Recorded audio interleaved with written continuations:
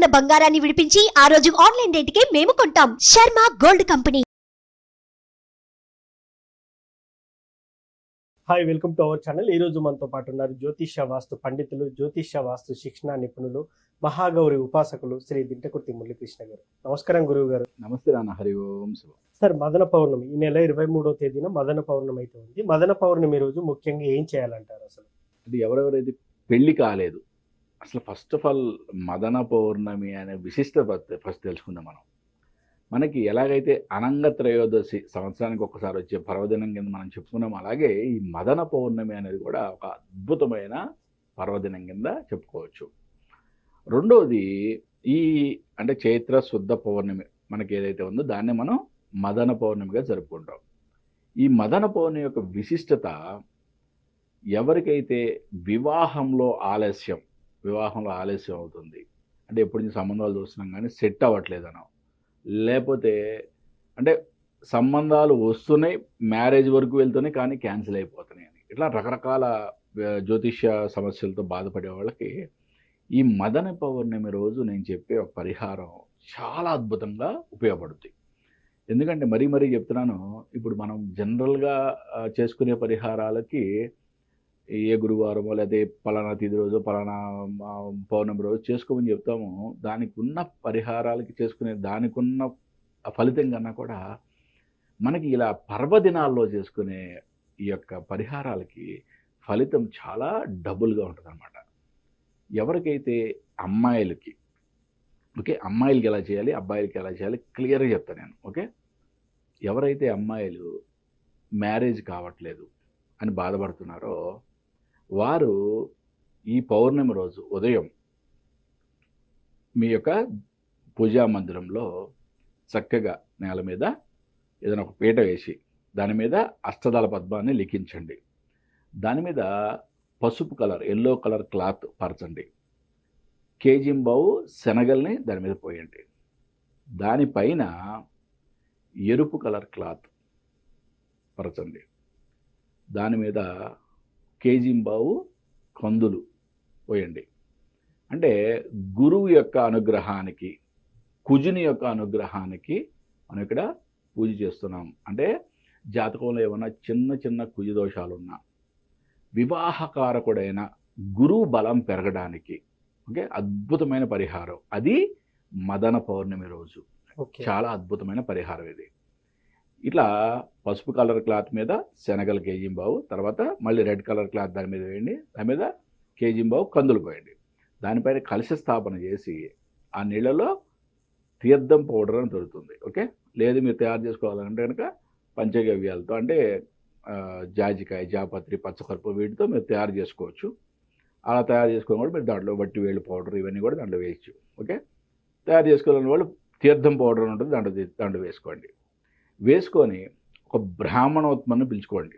కంపల్సరీగా బ్రాహ్మణోత్మను పిలుచుకొని ఈ గురు పరిహార ప్రార్థన, దానికి సంబంధించి పూజ, కుజ పరిహార ప్రార్థన, దానికి సంబంధించి పూజ జరిపించుకొని ఆ తీర్థ జలాన్ని మీ మీద సంప్రోక్షణ చేయించుకోండి.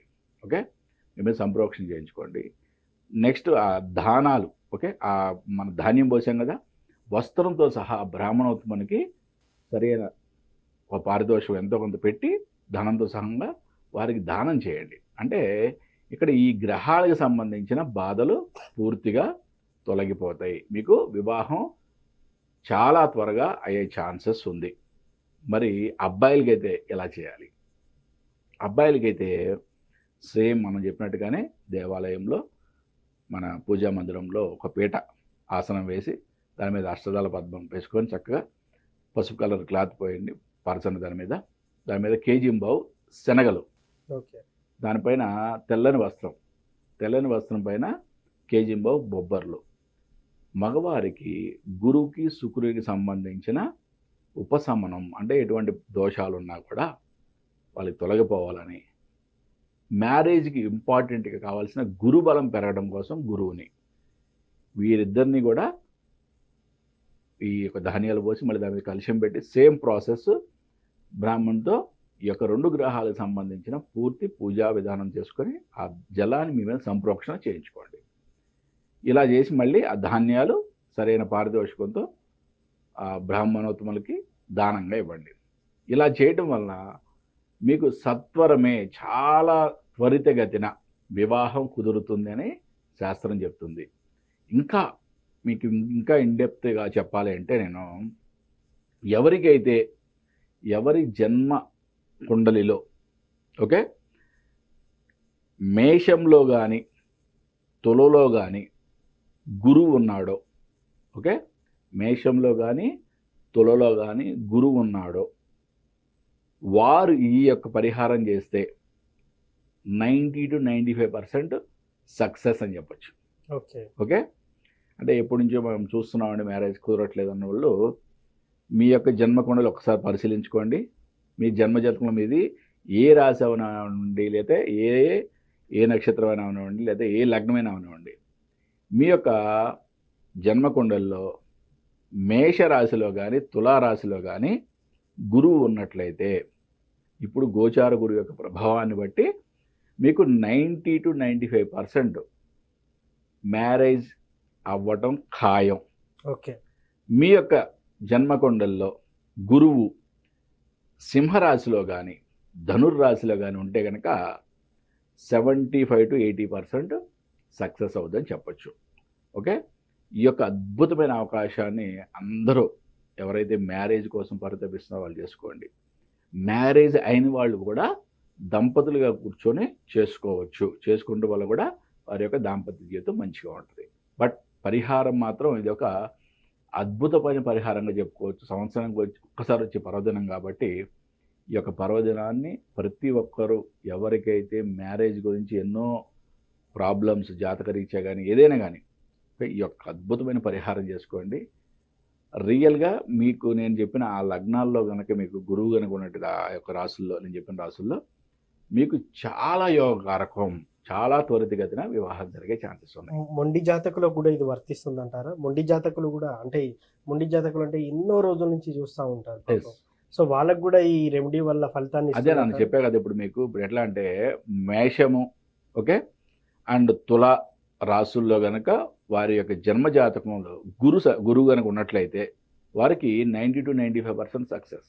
ఓకే దాంట్లో మీరు డౌట్ పెట్టుకోవాల్సిన పని లేదు. ఎవరి జాతకంలో అయితే సింహరాశిలో కానీ ధనురాశిలో కానీ గురువు ఉంది ఓకే జన్మ జాతకంలో వారికి 75 to 80% సక్సెస్. మిగతా రాసుల్లో గురువు ఉంటే కనుక వారి యొక్క వ్యక్తిగత జాతకాన్ని పరిశీలించి మనం చెప్పచ్చు. అంతేగాని మిగతా బలాలు ఎలా ఉన్నాయి, మిగతా గ్రహాలు ఏ విధంగా ఉన్నాయి అనేది మనం చూసి చెప్పచ్చు, కానీ మనం సింపుల్గా చెప్పడానికి రాదు. ఈ రెమెడీ చేయమని చెప్పారు, దీంట్లో భాగంగా మంత్రం ఏదైనా పఠించాల్సింది ఏమైనా ఉందంటారా మదన పౌర్ణమి? లేదు నాన్న, ఎందుకంటే ఇప్పుడు దీంట్లో బ్రాహ్మణుని యొక్క సహాయం తీసుకుని చేస్తాం కాబట్టి పూర్తిగా మంత్రానికి సంబంధించి టోటల్ కార్యక్రమానికి సంబంధించి ఆయన యొక్క బాధ్యత ఉంటుంది కాబట్టి కంపల్సరీగా ఆయన ఉండాలి. ఓకే ఎందుకంటే గురుగ్రహానికి సంబంధించిన కుజగ్రహానికి సంబంధించిన శుక్రగ్రహానికి సంబంధించిన శాంతి ఆ మంత్రాలన్నీ కూడా వాళ్ళు చేయాలి కాబట్టి వాళ్ళని కంపల్సరీగా వాళ్ళతో చేయించుకోండి.